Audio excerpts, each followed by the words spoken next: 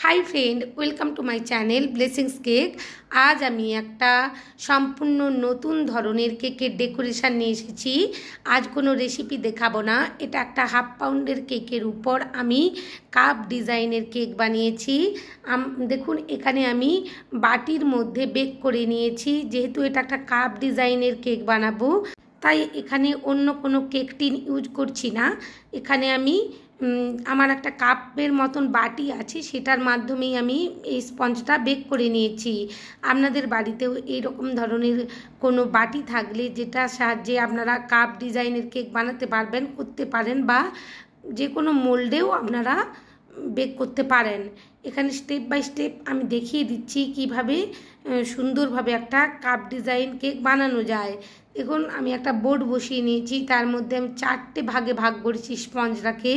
অবশ্যই একেবারে ছোট ছোট করে কেটেছি।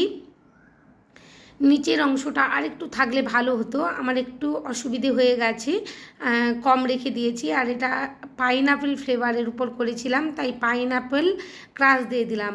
এক্ষেত্রে ক্রিমটা একটু বেশি করে দিতে হবে যাতে শেপটা আনা যায়। আর ভালোভাবে সুগার সিরাপ দিয়ে আমি সোপ করে নিচ্ছি দেখুন। আর একটু বেশি করেই ক্রিম দিয়ে দিয়েছি।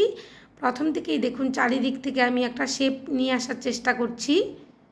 স্পঞ্জ ভীষণ নরম হয়, তাই খুব আলতো হাতেই প্যালেট নাইফটা দিয়ে ফিনিশিং করতে হবে। আবার একই রকমভাবে আমি পাইনাপেল ক্রাশ দিয়ে দিলাম। প্রত্যেকটা লেয়ার আমি একই রকমভাবে করে নেব।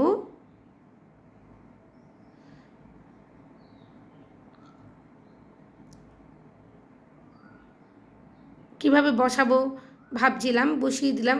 দেখে নিচ্ছি আমি যে কিভাবে বসালে ঠিক হবে। দেখুন একই রকমভাবে আমি সোপ করে নিচ্ছি। স্পঞ্জটা অবশ্যই সোপ করে নেবেন ভালোভাবে।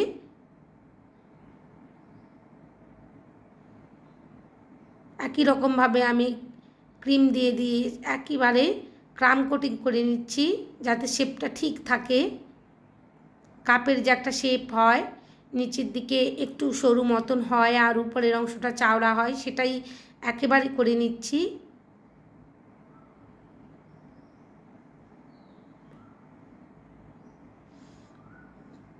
একই রকমভাবে আমি ক্রাশ দিয়ে দিলাম।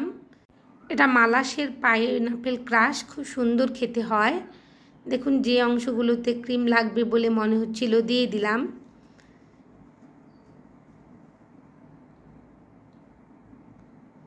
ধীরে ধীরে উপরের লেয়ারটাতেও আমি সুগার সিরাপ দিয়ে সোপ করে নিয়েছি আর ক্রিম দিয়ে দিলাম। দিয়ে ভালোভাবে ক্রাম কোটিং করে নেব। আলতো হাতে প্যালেট নাইফটা আমি ধরেছি। কখনোই এখানে জোর দিয়ে ধরা যাবে না প্যালেট নাইফ, তাহলে স্পঞ্জ উঠে চলে আসার সম্ভাবনা থাকবে।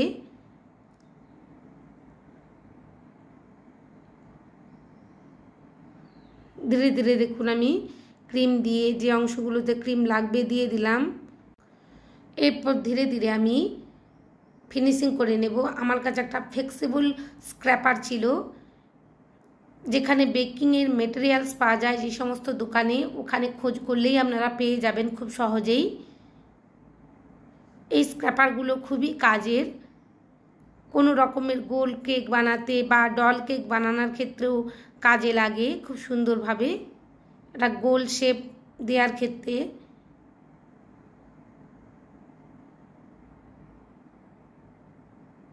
আমি ধীরে ধীরে ক্রাম কোটিংটা খুব ভালোভাবেই করে নেব। ক্রাম কোটিং যত ভালো হবে ফিনিশিংটা খুব সুন্দর আসবে। দেখুন খুবই ধীরে ধীরে আমি করে নিয়েছি। এরপর বোর্ডটা অবশ্যই ক্লিন করে নিতে হবে। আর ফ্রিজের মধ্যে আমি 15 মিনিট সেট করতে রেখে দিয়েছিলাম। আর অল্প অল্প করে ক্রিম দিয়ে উপরের অংশটা আমি আগে মসৃণ করে নিচ্ছি, তারপর সাইড দিকে আমি ক্রিমটা লাগিয়ে নেব। যতটা পরিমাণ আমার ক্রিম প্রয়োজন ততটাই আমি লাগিয়ে নেব ভালোভাবে। তারপর আমি স্ক্র্যাপার দিয়ে একটা শেপ আনবো, কাপের শেপ আনবো।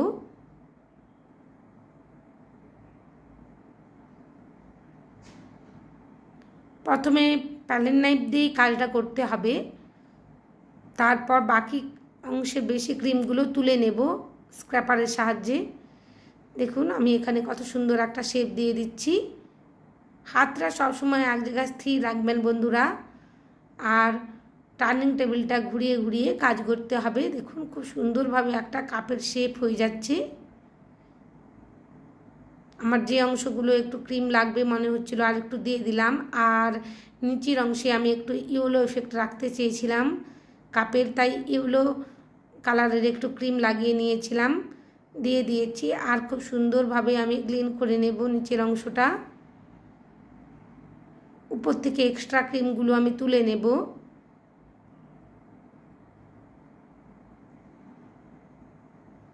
এই পর্যায়ে এসে তাড়াহুড়ো করা যাবে না, খুবই সাবধানের সাথে কাজগুলো করতে হবে। আমার এই কেকের ডিজাইনটা যদি আপনাদের ভালো লেগে থাকে প্লিজ বন্ধুরা আমার চ্যানেলটা সাবস্ক্রাইব করবার অনুরোধ জানালাম।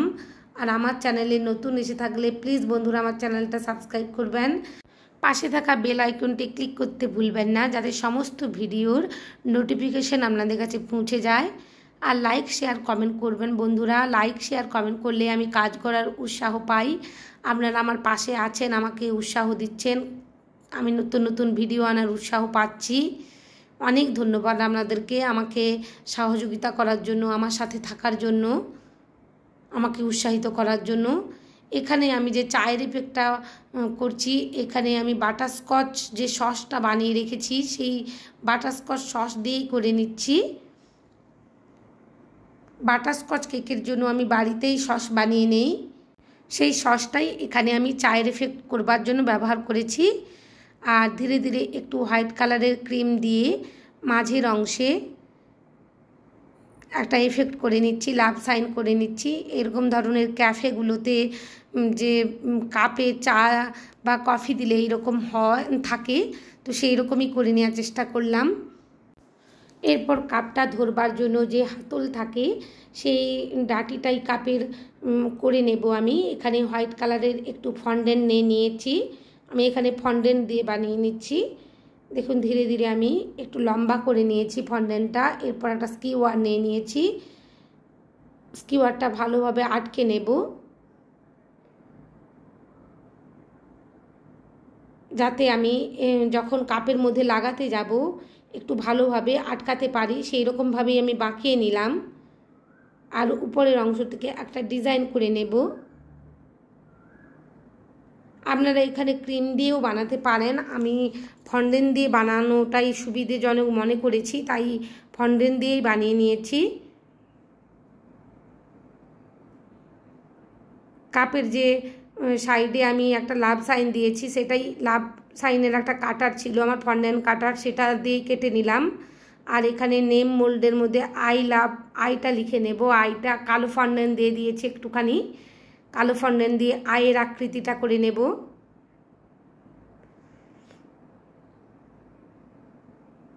এরপর আমি ডেকোরেশন করে নেব। আমি প্রথমে হাতটা বসিয়ে দেব কাপের, খুবই ধৈর্য ধরে বসাতে হবে এক্ষেত্রে। দেখুন আমি উপরের যে ডিজাইনটা করে রেখেছিলাম ফন্ডেন্ট দিয়ে সেটা তুলে নিয়েছি, তুলে নিয়ে স্কিওয়ারটা আলতো করে বাঁকিয়ে আমি কাপের কেকের মধ্যে আটকে নিয়েছি, নাহলে হচ্ছিল না। আর ভালোভাবে আটকানো হয়ে গেছে। এরপর আমি আইটা লিখে রেখেছিলাম আই, আর এখানে লাভ সাইনটা দিয়ে দিলাম।